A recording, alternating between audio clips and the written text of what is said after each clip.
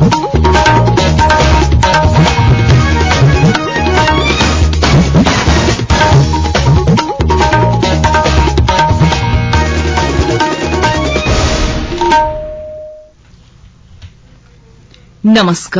प्रादेशिक समाचार के साथ मैं प्रियंका। पहले मुख्य समाचार। टोक्यो ओलंपिक में भारतीय हॉकी टीम ने कांस्य पर जमाया कब्जा। रवि दहिया आज फाइनल मुकाबले में सोना जीतने के लिए दिखाएंगे दम। केंद्रीय मंत्रिमंडल ने स्कूली शिक्षा के लिए समग्र शिक्षा अभियान को और 5 वर्ष जारी रखने की दी स्वीकृति।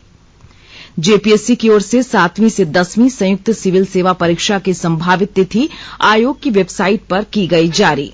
और राज्य में कोरोना संक्रमण की रफ्तार हुई धीमी, महज 223 कोरोना संक्रमितों का चल रहा इलाज। और समाचारों से पहले एक जरूरी संदेश। देश भर में 18 वर्ष से अधिक आयु के सभी लोगों के लिए सरकारी केंद्रों में निःशुल्क टीकाकरण अभियान चलाया जा रहा है। हमारे युवा श्रोताओं से अपील है कि वे कोविड रोधी टीका जरूर लगवाएं और दूसरों को भी इसके लिए प्रेरित और सहयोग करें। कोरोना महामारी के प्रति आप कोई भी लापरवाही न बरतें, क्योंकि कोरोना अब भी हमारे लिए बड़ा खतरा बना हुआ है। जब तक आवश्यक न हो, घर से बाहर न निकलें और इन आसान उपायों का पालन करें। मास्क लगाएं, 2 गज की सुरक्षित दूरी बनाए रखें, बार बार हाथ धोएं और चेहरा साफ रखें। कोविड से संबंधित जानकारी और मार्गदर्शन के लिए राष्ट्रीय हेल्पलाइन काम कर रही हैं। इनके नंबर हैं 011-2397-8046 और 1075। इसके अलावा राज्य हेल्पलाइन नंबर 104 डायल कर समस्या का त्वरित समाधान लिया जा सकता है। और अब समाचार विस्तार से।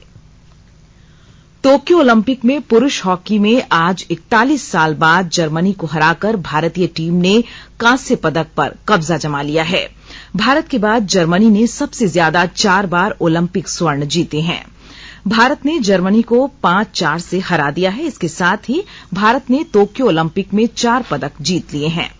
वहीं कुश्ती में महिलाओं की फ्री स्टाइल 53 किलोग्राम के क्वार्टर फाइनल में विनेश फोगाट ने अपनी जगह बना ली है और कुश्ती में पुरुषों के 57 किलोग्राम फ्री स्टाइल के स्वर्ण पदक मुकाबले में आज रवि कुमार दहिया अपनी चुनौती पेश करेंगे, जबकि 86 किलोग्राम फ्री स्टाइल स्पर्धा में दीपक पुनिया कांस्य पदक के लिए खेलेंगे। गोल्फ में महिलाओं की व्यक्तिगत स्पर्धा के दूसरे दौर में इस समय अदिति अशोक और दीक्षा डागर अपनी चुनौती पेश कर रही हैं। एथलेटिक्स में पुरुषों की 20 किलोमीटर पैदल चाल में इरफान कोलोठूम थोडी, संदीप कुमार और राहुल रोहिल्ला हिस्सा लेंगे। केंद्रीय मंत्रिमंडल ने स्कूली शिक्षा के लिए समग्र शिक्षा योजना को और 5 साल यानी इस वर्ष 1 अप्रैल से 31 मार्च 2026 तक जारी रखने की मंजूरी दी है। सूचना और प्रसारण मंत्री अनुराग सिंह ठाकुर ने स्कूली समग्र शिक्षा पर जानकारी देते हुए बताया कि इस योजना के तहत विद्यार्थियों को कौशल प्रदान करने पर अधिक ध्यान केंद्रित किया जाएगा। स्कूली शिक्षा समाज के सभी वर्गों तक समान रूप में पहुंच सके और शिक्षा की गुणवत्ता में सुधार हो, इसी उद्देश्य से वर्ष 2018 में समग्र शिक्षा योजना लागू की गई थी। अब उसको और बेहतर करके 1 अप्रैल 2021 से बढ़ाकर इसको मार्च 2026 तक किया जाएगा। इसमें कुल मिलाकर 2,94,283 करोड़ का वित्तीय प्रावधान होगा, जिसमें केंद्र की हिस्सेदारी 1,85,398 करोड़ रहेगी। ये योजना सरकारी और सरकार द्वारा सहायता प्राप्त 11.6 लाख स्कूल और 15.6 करोड़ छात्र और 57 लाख शिक्षकों को कवर करेगी। इस योजना के तहत डीबीटी का व्यापक प्रयोग होगा। शिक्षा मंत्री धर्मेंद्र प्रधान ने बताया कि बच्चों को दी जाने वाली सहायता प्रत्यक्ष लाभ अंतरण के माध्यम से सीधे उपलब्ध कराई जाएगी। उन्होंने बताया कि इससे विद्यार्थियों को समान रूप से गुणवत्तापूर्ण शिक्षा उपलब्ध कराई जाएगी। वहीं केंद्रीय मंत्रिमंडल ने देश भर में 1023 त्वरित विशेष अदालतों और 389 विशेष पॉक्सो अदालतों के लिए केंद्र प्रायोजित योजना को और 2 साल जारी रखने की मंजूरी दी है। इसके परिव्यय में केंद्र का हिस्सा निर्भया कोष से दिया जाएगा। इससे यौन अपराधों के पीड़ितों तथा बेसहारा लोगों को जल्द न्याय मिल सकेगा। दुष्कर्म और पॉक्सो कानून के अंतर्गत लंबित मामलों की संख्या कम करने में भी सहायता मिलेगी। संसद ने भारतीय हवाई अड्डा आर्थिक विनियामक प्राधिकरण विधेयक 2021 पारित कर दिया है। राज्यसभा ने कल विपक्ष के शोरगुल के बीच इसे पारित कर दिया है। लोकसभा इसे पहले ही मंजूरी दे चुकी है। यह विधेयक भारतीय हवाई अड्डा आर्थिक विनियामक प्राधिकरण अधिनियम 2008 में संशोधन के लिए लाया गया है। संविधान के अनुच्छेद 370 को समाप्त किए जाने की आज दूसरी वर्षगांठ है। अगस्त 2019 में आज ही के दिन केंद्र सरकार ने संविधान की अनुच्छेद 370 के प्रावधानों को हटा दिया था। इस अनुच्छेद के अंतर्गत पूर्ववर्ती राज्य जम्मू कश्मीर को विशेष दर्जा मिला था। राज्य को 2 केंद्र शासित प्रदेशों जम्मू कश्मीर और लद्दाख को विभाजित कर दिया गया था। इससे पहले जम्मू कश्मीर देश का एकमात्र ऐसा राज्य था जिसका अनुच्छेद 370 के प्रावधानों के तहत पृथक संविधान था। अनुच्छेद 370 समाप्त होने के बाद सभी केंद्रीय कानून और विभिन्न कल्याणकारी कार्यक्रम राज्य में लागू हो गए हैं। केंद्र सरकार के इस फैसले से इस क्षेत्र में निवेश आकर्षित करने का रास्ता साफ होने से राज्य की विकास क्षमता में वृद्धि हुई है। निवेश बढ़ने से राज्य में रोजगार के अवसर बढ़ रहे हैं और इस क्षेत्र की सामाजिक आर्थिक सुविधाएं बेहतर हो रही हैं। कांग्रेस विधायक दल के नेता और ग्रामीण विकास सह पंचायती राज मंत्री आलमगीर आलम ने कहा है कि कार्यकारी समिति को अवधि विस्तार देने का राज्य सरकार ने निर्णय लिया है। इस संबंध में जल्द ही आदेश जारी किया जाएगा। उन्होंने कहा कि राज्य सरकार की ओर से अध्यादेश को पहले ही मंजूरी दी जा चुकी है। इस मामले में फिलहाल विधि विभाग से राय ली जा रही है। उन्होंने कहा कि कार्यकारी समिति को अवधि विस्तार अधिकतम 6 माह या चुनाव होने तक दिया जाएगा। सरकार प्रयास कर रही है कि दिसंबर तक पंचायत चुनाव भी करा दिया जाए। राज्य निर्वाचन आयोग को इसके लिए आवश्यक दिशा निर्देश दिए जा चुके हैं। राज्य निर्वाचन आयोग परिसीमन का कार्य पूरा कर रहा है। राज्य में दिसंबर 2020 को ही पंचायतों का कार्यकाल समाप्त हो गया था।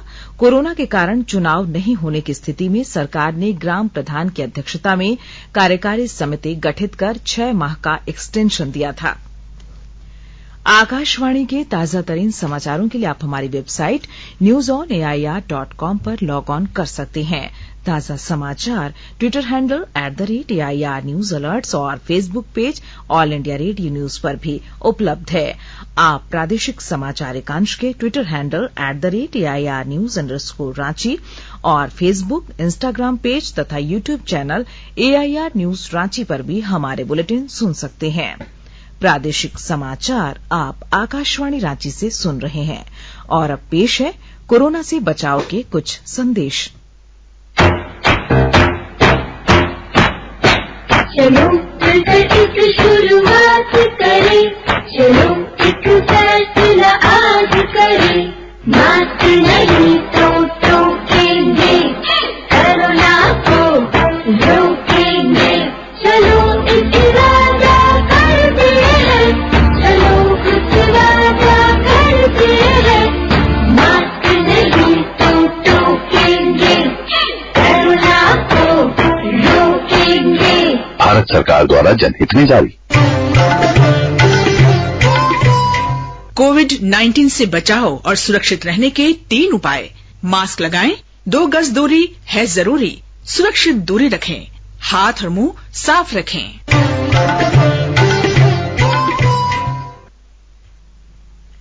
प्रादेशिक समाचार में आपका फिर स्वागत है।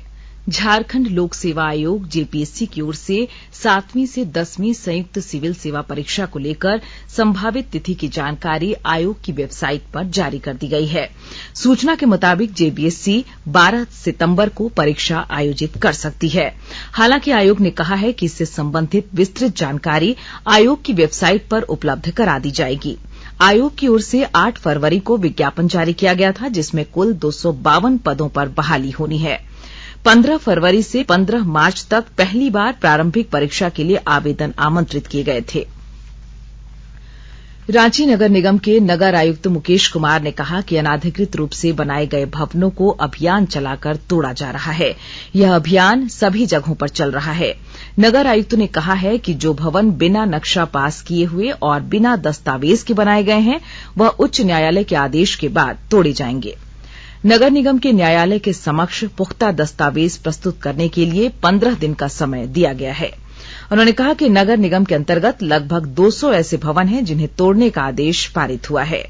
उन्होंने बताया कि रांची क्षेत्रीय विकास प्राधिकार में 485 केस दर्ज किए गए हैं। उन्होंने कहा कि कांके डैम, हीनू नदी सहित अन्य जगहों पर अवैध निर्माण के तहत 200 ऐसे भवनों को तोड़ने का आदेश दिया गया है। झारखंड में कल केंद्रीय अन्वेषण ब्यूरो सीबीआई ने धनबाद के सिविल न्यायाधीश उत्तम आनंद की मौत का मामला दर्ज किया। झारखंड उच्च न्यायालय ने राज्य सरकार से इस मामले को सीबीआई को सौंपने का निर्देश दिया था। उच्च न्यायालय और राज्य सरकार के आदेश पर गठित विशेष जांच दल एसआईटी का काम समाप्त हो गया है। सीबीआई ने मामले की जांच के लिए 20 सदस्यीय टीम बनाई है। इससे पहले कल विशेष जांच दल एसआईटी के प्रमुख और अपर महानिदेशक संजय लाटकर ने जांच से संबंधित सभी दस्तावेज सीबीआई को सौंपने के लिए धनबाद के पुलिस अधिकारियों के साथ बैठक की। जामताड़ा जिले के किसानों को उचित मूल्य पर सहज ढंग से उर्वरक उपलब्ध कराने को लेकर डीबीटी की सुविधा बहाल कर दी गई है। विस्तृत रिपोर्ट के साथ हमारे संवाददाता। जामताड़ा जिले के किसानों को उचित मूल्य पर सहज ढंग से उर्वरक उपलब्ध कराने को लेकर डीबीटी की सुविधा बहाल कर दी गई है। जिला कृषि पदाधिकारी समन गुड़िया ने बताया कि जिले के पंजीकृत खुदरा उर्वरक बिक्री केंद्रों में किसानों को पूर्व की भांति सब्सिडी का लाभ देकर POS machine, Android phone, desktop, laptop के माध्यम से पर्याप्त मात्रा में उर्वरक उपलब्ध कराए जा रहे हैं। उन्होंने बताया कि सरकार की इस व्यवस्था से किसानों को बिना किसी परेशानी की पूरी पारदर्शिता से उर्वरक उपलब्ध हो रही है। उर्वरकों की खरीद बिक्री से संबंधित सभी जानकारियां किसानों को उनके मोबाइल फोन पर एसएमएस के माध्यम से प्राप्त हो रही है। इस व्यवस्था से जिले के किसानों को राहत मिल रही है। सुभाष प्रसाद सिंह, आकाशवाणी समाचार, जामताड़ा। राज्य में कोरोना संक्रमण की रफ्तार में गिरावट दर्ज की गई है। पिछले 24 घंटे में कोरोना के 41 मरीज स्वस्थ हुए, जबकि 30 नए मरीजों की पुष्टि हुई। फिलहाल प्रदेश में सक्रिय मामलों की संख्या 223 है और कोरोना से स्वस्थ होने की दर 98.45% हो गई है। राज्य के 16 जिलों में कल कोरोना के एक भी नए मामले नहीं मिले हैं। इधर राज्य में कोविड टीकाकरण के तहत अब तक 98,75,100 लोगों को कोविड के टीके लगाए जा चुके हैं। पिछले 24 घंटे में 37,860 लोगों को टीके की पहली डोज दी गई। वहीं 14,759 लोगों ने कोविड टीके की दूसरी डोज ली। देश में 48 करोड़ 89 लाख से अधिक कोविड से बचाव के टीके लगाए जा चुके हैं। केंद्रीय स्वास्थ्य मंत्रालय ने बताया कि अब तक 38 करोड़ से अधिक लोगों को पहली डोज लगाई जा चुकी है, जबकि 10 करोड़ 81 लाख लोग दूसरी डोज लगा चुके हैं। मंत्रालय ने बताया कि कल 33,50,000 से अधिक टीके लगाए गए।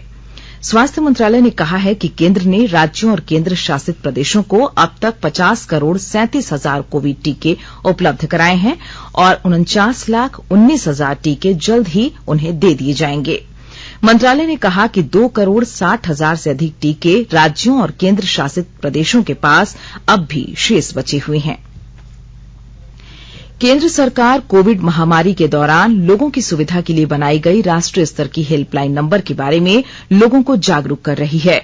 सूचना और प्रसारण मंत्रालय अपने विभिन्न विभागों के माध्यम से इन हेल्पलाइन के बारे में जागरूकता बढ़ा रहा है। विभिन्न हेल्पलाइन नंबर इस प्रकार हैं। कोविड संबंधी सवालों के जवाब देने के लिए स्वास्थ्य और परिवार कल्याण मंत्रालय की हेल्पलाइन है 1075। राज्य हेल्पलाइन नंबर है 104। महिला और बाल विकास मंत्रालय की चाइल्ड हेल्पलाइन है 1098। वरिष्ठ नागरिकों के लिए सामाजिक न्याय और अधिकारिता मंत्रालय की हेल्पलाइन है 14567। मनोवैज्ञानिक सहायता के लिए राष्ट्रीय मानसिक स्वास्थ्य और तंत्रिका विज्ञान संस्थान निम्हांस का नंबर है 080461100007। आयुष कोविड परामर्श हेल्पलाइन नंबर है 14443 और MyGov WhatsApp help desk number है 9013151515। और अब अखबारों की सुर्खियां। राज्य से प्रकाशित होने वाले लगभग सभी अखबारों ने टोक्यो ओलंपिक में भारत के लवलीना बोर्गोहेन की जीत और रवि दहिया के फाइनल में पहुंचने की खबर को प्रमुखता से प्रकाशित किया है। हिन्दुस्तान ने लिखा है 2 पदक पक्के, आज सोने पर दांव। वहीं प्रभात खबर ने लिखा है सेवा सदन प्रबंधन जाएगा हाईकोर्ट, नगर आयुक्त बोले होगी कार्रवाई। दैनिक भास्कर ने जेपीएससी की 7वीं से 10वीं सिविल सेवा परीक्षा की प्रारंभिक परीक्षा 12 सितंबर को आयोजित करने की खबर को पहली सुर्खी बनाई है। दैनिक जागरण ने कैबिनेट से नियुक्ति नियमावली को आज मिल सकती है हरी झंडी की खबर को प्रमुखता से प्रकाशित किया है। द टाइम्स ऑफ इंडिया और हिन्दुस्तान टाइम्स ने न्यायाधीश उत्तम आनंद हत्याकांड मामले में सीबीआई द्वारा केस दर्ज किए जाने की खबर को अपनी पहली सुर्खी बनाई है। और अब अंत में मुख्य समाचार एक बार फिर। टोक्यो ओलंपिक में भारतीय हॉकी टीम ने कांस्य पर जमाया कब्जा, रवि दहिया आज फाइनल मुकाबले में सोना जीतने के लिए दिखाएंगे दम। केंद्रीय मंत्रिमंडल ने स्कूली शिक्षा के लिए समग्र शिक्षा अभियान को और 5 वर्ष जारी रखने की दी स्वीकृति। जेपीएससी की ओर से 7वीं से 10वीं संयुक्त सिविल सेवा परीक्षा की संभावित तिथि आयोग की वेबसाइट पर की गई जारी। और राज्य में कोरोना संक्रमण की रफ्तार हुई धीमी, महज 223 कोरोना संक्रमितों का चल रहा इलाज। इसके साथ ही आकाशवाणी रांची से प्रादेशिक समाचार का ये बुलेटिन समाप्त हुआ। नमस्कार। घर में रहिए, सुरक्षित रहिए और सुनते रहिए आकाशवाणी।